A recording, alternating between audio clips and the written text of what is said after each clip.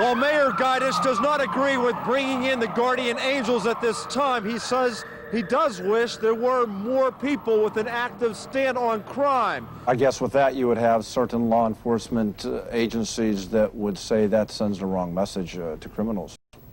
Well, Bob, since one of these suspects took a lie detector test, is it a normal procedure to have the alleged victims to also take the test? What's the message you want to get out to criminals? We don't want them here. How's your family coping? Through our faith. For the latest, here is Pete Yaksick live via satellite from the command center in Monroe County.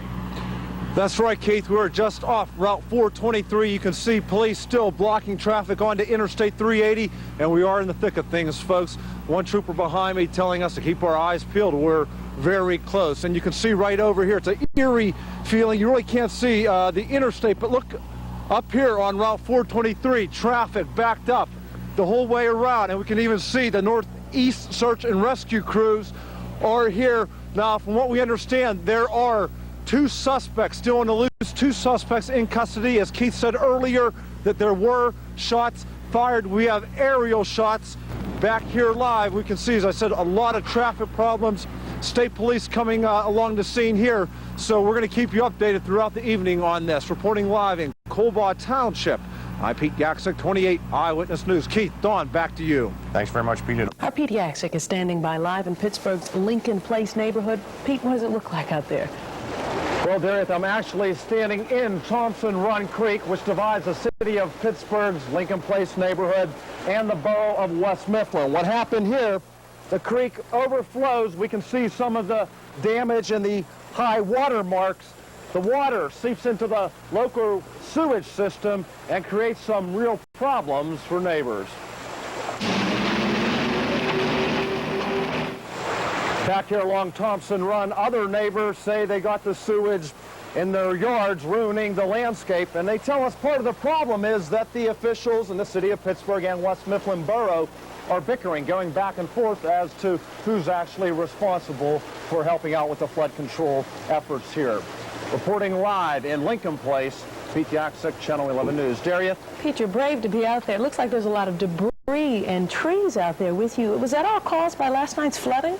Well, what you saw behind me, yes, that was caused by the rains from last night. This big tree here, though, it came down, we're told, a couple months ago during another heavy rain and has not been taken care of yet. And neighbors say this is, again, an example of the inaction by officials out here in this area.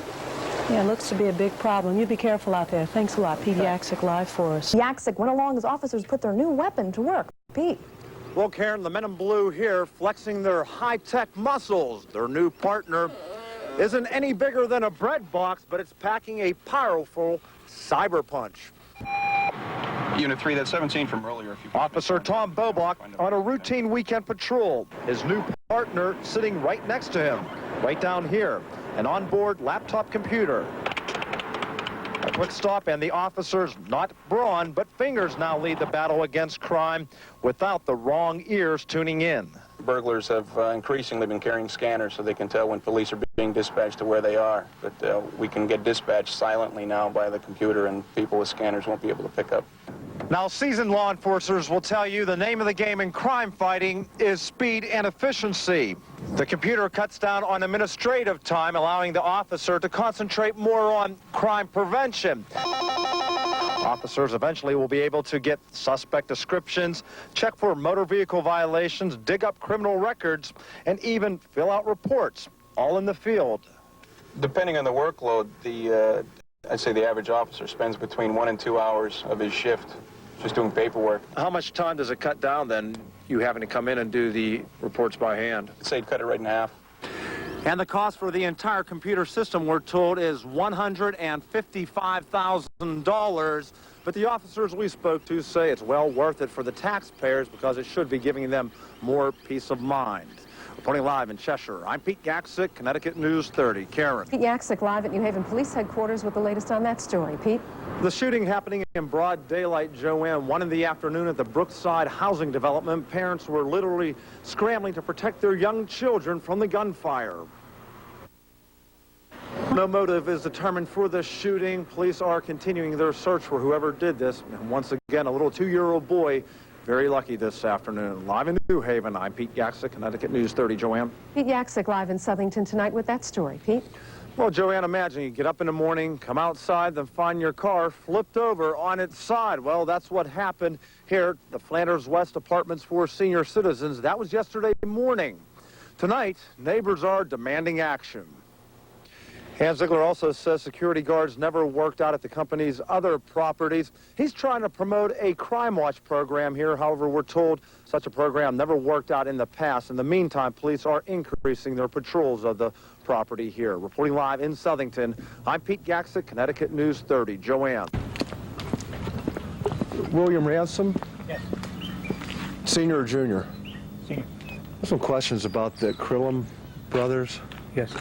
Are you not be on the air. are you involved with Krillum brothers? Yes. William Ransom, Sr. of Wilkes-Barre, admits to us he is involved with the Krillum Brothers Home Improvement Company. That's one major reason why he's being charged by the State Attorney General's office. That is, for still doing business, like this $32,000 job here at Roberta and Rosalind Schmid's home in Dallas.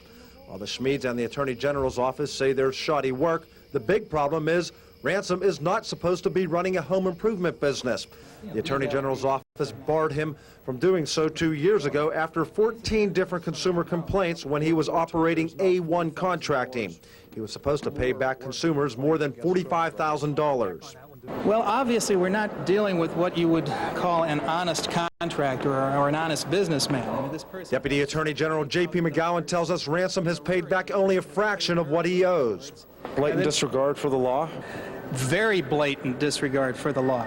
McGowan explains the Schmids are one of only 10 new consumer complainants who in total have $43,000 worth of work-related problems with Krillum Brothers, which is registered in Ransom's son's names. But Rosalind Schmid tells us William Sr. is most definitely in charge. Basically, he ran the whole show, and the boys followed his instruction. This is a person for whom the term scam artist, I think, was intended, if it was intended for anyone in the contracting field. Why did you not pay back the $40-some thousand?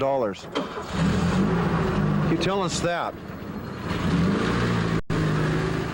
A hearing date for Ransom is not yet set, but the Attorney General's office is making it clear if Ransom does not show up for this hearing, they plan on seeking to have him jailed. J.P. McGowan is stressing this type of alleged business activity will not be tolerated here in Northeast and Central Pennsylvania. For the I-Team at the Luzerne County Courthouse, Pete Yaksick, 28 Eyewitness News. You got that camera on? Yes, we do. Off the property. So you tell me what the hell's going on. We have a case of Similac. I'll bust that damn thing. Unless you come in. This is how our initial visit to the Riverside Grocery Distribution Center in Du Bois ended. Company President Ray Heath demanding we leave the company's property, which we did once asked. Up until a week ago, Riverside distributed products to the entire chain of Insulaco supermarkets. It's here at the Mount Pocono Insulaco where a young mother purchased a case of Similac brand baby formula. The cans in the case having conflicting expiration dates, 2 cans with a marker stripe through the barcode, and 6 cans with what tested positive for blood. We do note the mother, Beth Ann Albright, says the case was sealed when she opened it, and we do find only 1 set of glue marks. Insulaco officials tell us they don't repackage goods. Riverside officials say the same. However, twice a Riverside spokesperson refused to tell us where they received their stock of Similac from, and twice this person refused to meet with us. That's when we traveled to their facility. Why do you want to do that? Why do you want to do that? Why do I want to do what? Leave now that we're that I've asked you to leave. When I want to talk to the police about this. You can talk to the police about this. You shoot that son of a bitch. I'm telling you. Your camera. You're trying to break our camera while we're on the public property. After this confrontation, Heath and his vice president, who we had been communicating with, agreed to meet with us. They say the Food and Drug Administration did a special inspection of their stock of Similac following our initial report and found nothing wrong. Heath says the Similac did not come directly from Ross Laboratories, the maker of Similac. Rather, it was shipped through a vendor who diverted the Similac. We are under the direction of the FDA not to disclose the source of the product. Riverside officials tell us the diversion of products will happen when a manufacturer will offer their product at a lower price to a vendor in a market where they don't have a good market share or where they're trying to establish themselves. The vendor will then resell the product to a distributor or a warehouse in another market that's not being offered the good rates. And Ross officials are strongly suggesting the case of Similac in question was diverted and that during the diversion process was somehow repackaged. The FDA confirms they are investigating this case and that they do have warrants out in a nationwide probe into the diversion of Similac. It appears my investigative unit, Riverside, distributors in Salacas may have stumbled onto something of a national investigative consequence. That's right. That's absolutely right. For the I-Team in Du Bois, Pennsylvania, Pete Yaksick, 28 Eyewitness News. You're not interested in the truth. Right. Never have been. You're getting paid for this. Michael Sargent reluctant to address our questions as he enters the Luzerne County Courthouse. According to the State Attorney General's office, he's president of Wellcraft Custom. How much do you get paid for doing I get paid to report the news and get to the truth.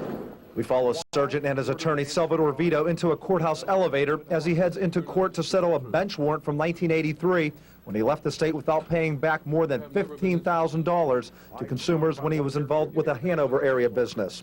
You're a hired hand. Restitution is now being made along with a civil penalty. Why did it take 12 years for this to happen?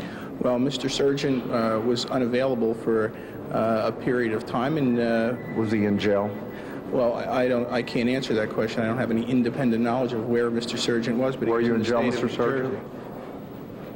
The Attorney General's office confirms Sargent did do jail time in New Jersey for deceptive practices with an automobile operation, and that there are now new complaints filed against him and Wellcraft Custom. This Edwardsville homeowner, a $48,000 loan with $31,000 in unaccounted for funds, and complaints of religion entering the contract negotiations to allegedly manipulate this homeowner. The same complaints with this shopping couple. Can you just at least tell us about why the Bible was brought into contract negotiations? What do you have against the Bible? I have nothing against it. Is that an appropriate place? Is that an appropriate place? And then there's Linda Cotaspodi of Penn Forest Township, who says Wellcraft Customs marketing director Edward Mayer told her during negotiations that he has a relationship with these families, Gotti and Buffalino. Told me those were his family. A total of 8 homeowners have contacted us with complaints against Wellcraft Customs since our initial broadcast on them. Don't you find that curious, or is that a coincidental sense of timing that they all have? Attorney Vito suggests these new complainants may now merely be jumping on the bandwagon without legitimate complaints. How confident are you he's going to come through this time, whereas it's been 12 years and you had to bring him to court last time? Well, there are no absolute guarantees, naturally, but we are fairly confident that he's going to honor this agreement. For now, the Attorney General's office will continue its investigative and mediation efforts with Sargent and Wellcraft Custom, and we're in the process of forwarding to them other consumer complaints we have received against Wellcraft Custom. But the Attorney General is warning against the filing of any frivolous lawsuits. At the Luzerne County Courthouse, Pete Yaksick, 28 Eyewitness News. We can't come in and out our back door because this is in the middle of where you come out to our driveway. I can't. Elizabeth West has a problem at her home here at Harvey's Lake. This, what she says, is a broken water line. After 4 months, it's washed out their porch and is cutting into their foundation. What's happening underneath here? Okay, we don't know yet the extent of the damage. It could have rotted the beams, and the house sits on stones. The West tell us the water company, National Utilities of Scranton, had crews come to the property, however, only to be told the water is not from a broken water line, rather from a natural spring. But Elizabeth's husband, who doesn't want to be on camera, says he did find a pipe. If it's coming from a pipe, I should be able to feel the pipe then. If you could get your arm down.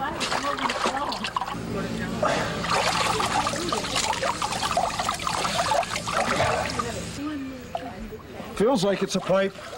The Wests are now merely trying to channel the water down the street. Have you contacted the state, the Department of Environmental Protection? Yes, and they can't help with this specific problem because it's a water leak. National Utilities President Joe Bontrager assures us over the phone the problem will be further addressed. And while other neighbors are critical of the company's practice of laying pipes above ground, Bontrager says this is only a temporary measure. Meantime, back here at the West's home, they tell us the water company is promising to come back here to the property and to again try and determine just where this water is coming from. The Wests believe very much time is of essence because they fear their property may be permanently damaged. In Harvey's Lake, Pete Yaksick, 28 Eyewitness News.